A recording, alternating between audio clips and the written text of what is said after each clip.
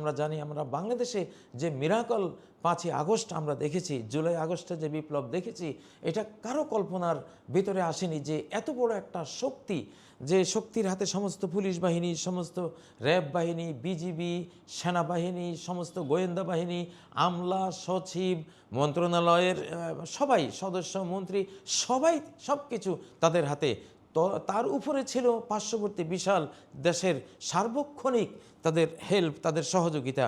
তো এত কিছুর পরেও কোন অকল্পনীয় অদৃশ্য স্থান থেকে কার ইশারায় এত বড় পরাজয় ঘটলো, এটা আমরা জানি। এটি আল্লাহ তাবারাক ওয়া তাআলা করেন। আসসালামু আলাইকুম রহমতুল্লাহি ওয়া বারাকাতুহু।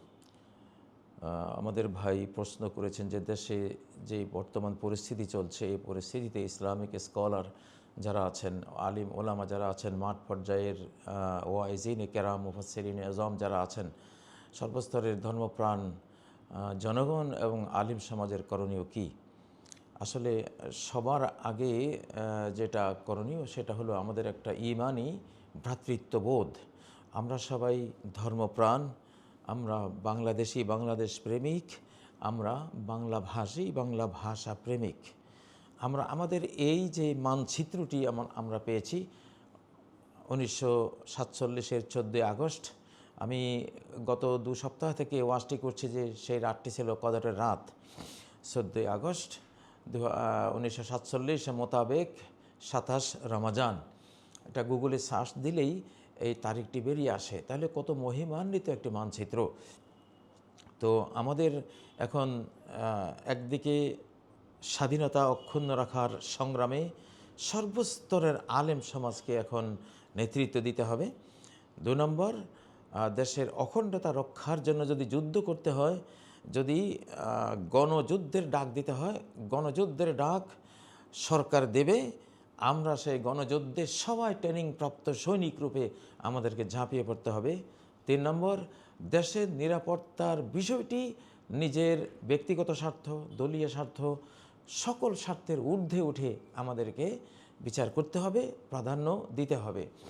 কারণ সেফটি ফার্স্ট সর্বক্ষেত্রেই কোরআন ও সুন্নাহ যে জ্ঞান আমরা পেয়েছি, হযরত ইব্রাহিম আলাইহিস সালাম যেটা বলেছেন দোয়ার মধ্যে, রব্বি জাআল হাযাল বালাদা আমিনা, হে রব আমার এই নগরকে, এই জনপদকে আপনি নিরাপত্তা দেন। আগে নিরাপত্তা দোয়া করেছেন, তারপরে ধর্মের কথা তিনি বলেছেন। কোরআনের শিক্ষা এটাই। 3টা পয়েন্ট এখানে আমরা উল্লেখ করছি: স্বাধীনতা, অখণ্ডতা, নিরাপত্তা। এই 3টি বিষয়ের দায়িত্ব প্রতিটি নাগরিকের। একেবারে নাগরিক বলতে কিশোর, তরুণ, তরুণী, বৃদ্ধ, বৃদ্ধা, আলেম সমাজ এবং জেনারেল শিক্ষিত সমাজ, নারী, পুরুষ, সবার জন্য নাফিরে আম, মানে গণযুদ্ধের একটা পরিস্থিতি সামনে আসছে বলে আমরা আইডিয়া করছি।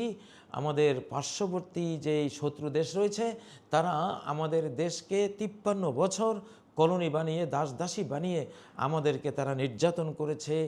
আমাদের দেশে যত গুম, খুন, যত রকমের ফাঁসির দড়িতে ঝুলিয়ে জাতীয় নেতৃবৃন্দকে হত্যা করা, আলেমদেরকে দেশান্তরিত করা, জনগণকে মিথ্যা মামলা, লক্ষ লক্ষ মিথ্যা মামলায় ফাঁসিয়ে তাদেরকে সর্বশান্ত করা, এসব কিছুই আসলে তাদেরই ব্লুপ্রিন্ট তারা করেছে, এখনও তারা করছে। তো সেজন্য আমাদেরকে সতর্ক থাকতে হবে। একদিকে তারা যাতে বাইরে থেকে কোনো চক্রান্ত আমাদের দেশে বাস্তবায়ন করতে না পারে, আমাদেরকে সতর্ক দৃষ্টি রাখতে হবে। আর আমাদের ভেতরে আমরা যারা আছি, সীসা ঢালা প্রাচীরের মতো আমাদেরকে ঐক্যবদ্ধ থাকতে হবে। আমরা বিশাল একটি জাতি। আর সামগ্রিকভাবে মুসলিম উম্মার এখন উত্থানের সময়। বিগত 1টি শতাব্দী আমরা নির্যাতিত ছিলাম, আমরা কোনো প্রতিকার করতে পারিনি। আলহামদুলিল্লাহ সে ঘোর কেটে গেছে, নির্যাতনের নিষ্পেষণের সে শতাব্দী কেটে গেছে। এখন আমাদের উত্থানকাল। আর ঈমান বা ইসলামের একটা উত্থানকাল যখন শুরু হয়, তখন আর এটার পতন হয় না।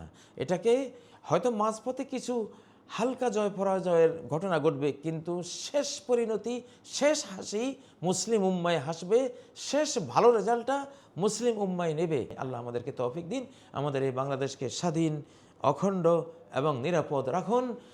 আল্লাহ তাআলা আমাদের সাথে থাকুন। বাংলাদেশ জিন্দাবাদ, স্বাধীন বাংলাদেশ জিন্দাবাদ, অখণ্ড বাংলাদেশ জিন্দাবাদ, নিরাপদ বাংলাদেশ জিন্দাবাদ। সুবহানাকাল্লাহুম্মা বিহামদিকা আশহাদু আল্লা ইলাহা ইল্লা আনতা আস্তাগফিরুকা ওয়া আতুবু ইলাইক। আসসালামু আলাইকুম ওয়া রাহমাতুল্লাহি ওয়া বারাকাতুহু।